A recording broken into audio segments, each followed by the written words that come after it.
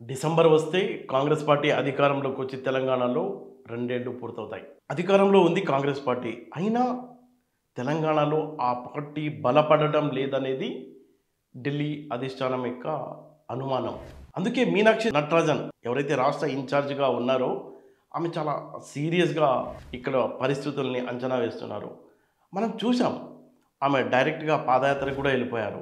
Ground లెవెల్‌లో party పరిస్థితి ఏంటో తెలుసుకోవడానికి ప్రయత్నం చేశారు. అలాగే మంత్రుల పనితీరు, రేవంత్ క్యాబినెట్ ఎలా పనిచేస్తుంది, ప్రజల్లో రెస్పాన్స్ ఎలా ఉంది అనే దాని మీద కాంగ్రెస్ అధిష్టానం చాలా సీరియస్‌గా ఉంది. రాబోయే అంటే పార్లమెంట్ ఎన్నికల్లో సీట్లు ఎక్కువ వచ్చేలా ఉండాలి అనేది ఢిల్లీ అధిష్టానం యొక్క నిర్ణయం. అందుకు తగ్గట్టుగా రేవంత్ సర్కార్ స్పందించడం లేదు అనేది వాళ్ళ అనుమానం.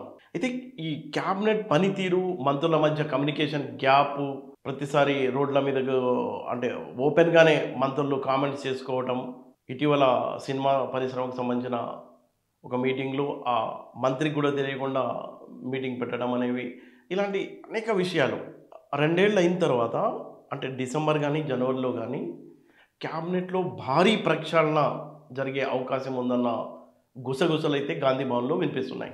ఇప్పటికే మీనాక్షి నటరాజన్ మొత్తం మంత్రుల పనితీరు పైన ప్రోగ్రెస్ రిపోర్ట్ తయారు చేశారట ఆమె. ఆయా శాఖకు సంబంధించి మంత్రి ఎలా వ్యవహరిస్తున్నారు, అలాగే జిల్లా ఇన్ఛార్జ్ మంత్రిగా ఆ మంత్రి యొక్క రోల్ ఏంటి, ఒక రాజకీయ నాయకుడిగా ఆయన ఎలా వ్యవహరిస్తున్నారు అనే ఈ 3 అంశాల ప్రాతిపదికన ఒక ప్రోగ్రెస్ రిపోర్ట్ తయారు చేసి ఆమె ఢిల్లీ పంపించారు.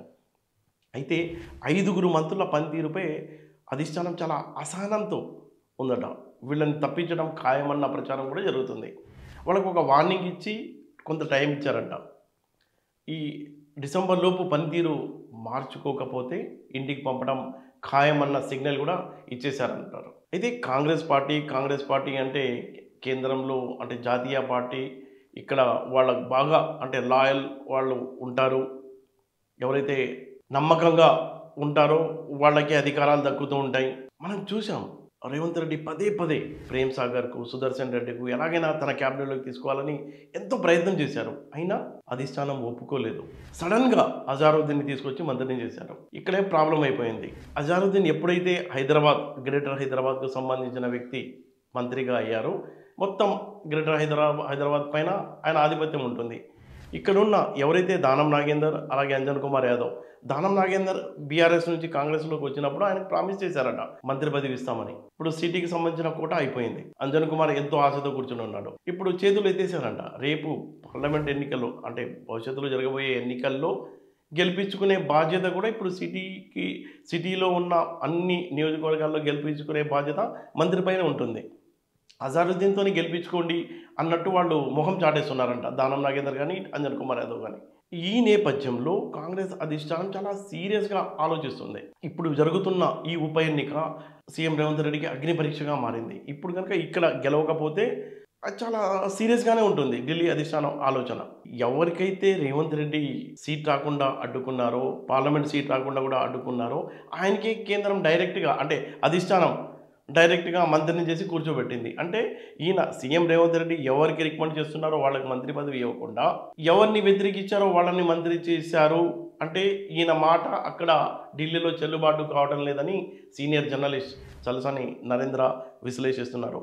కాంగ్రెస్ పార్టీలో ఏదైనా సాధ్యమే. ఈ ఎన్నికల్లో కనుక గెలవకపోతే ఉప ఎన్నికల్లో చాలా సీరియస్గానే ఉంటుంది. ఆ తర్వాత దాని ప్రభావం త్వరలో జరగబోయే జీహెచ్ఎంసీ ఎన్నికలు, ఆ తర్వాత జరిగే స్థానిక సంస్థల ఎన్నికలు. ఈ 3 ఎన్నికల తర్వాత రేవంత్ క్యాబినెట్లో ప్రక్షాళన ఉండడం అనేది గ్యారంటీ అంటున్నారు విశ్లేషకులు. అంటే మంత్రుల పనితీరును బట్టి వాళ్ళ శాఖల్లో మార్పులు ఉంటాయా, లేకపోతే టోటల్గా తీసేసి కొంతమందిని కొత్త వాడిని తీసుకుంటారా అంటే ఎలాగో ఇప్పుడు అధిష్టానం 5గురిపై అసహనంతో ఉంది. మరో 5గురు లైన్లో ఉన్నారంట. ఇంకొక 5గురు బాగా ఒత్తిడి పెడుతున్నారు. ఎక్కడ అధిష్టానం ఒత్తిడికి లొంగలేదు. అది చూసాం మనం.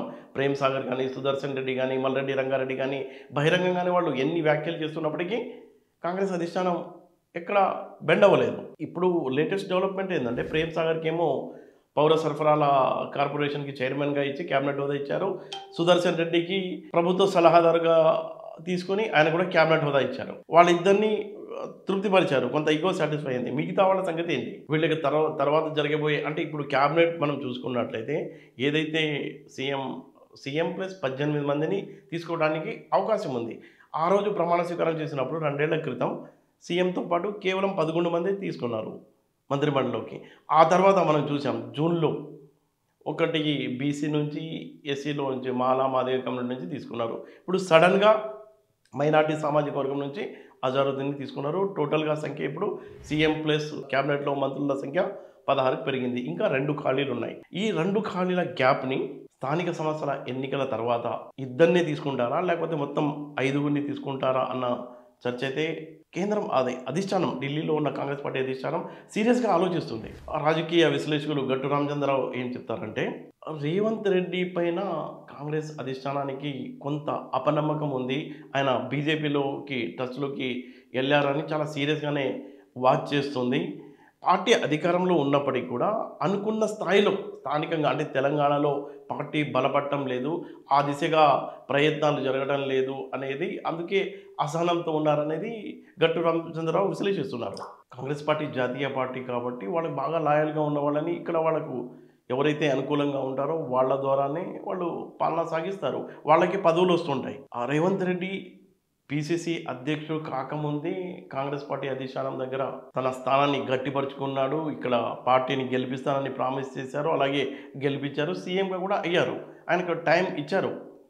ఆయన చాలాసార్లు ఓపెన్‌గానే చెప్పారు. 10 ఏళ్ళు నేనే సీఎంగా ఉంటానని. దానిపై కూడా కొంతమంది కాంగ్రెస్‌కు సంబంధించిన నేతలే బహిరంగంగా కామెంట్స్ చేశారు. అంటే సీఎం రేవంత్ రెడ్డి తనదైన స్టైల్‌లో పాలన చేస్తూ ఉన్నప్పటికీ రాష్ట్ర వ్యాప్తంగా మనం చూసుకున్నట్లయితే అంతగా పార్టీ బలపడలేదు అనేది బహిరంగ రహస్యం.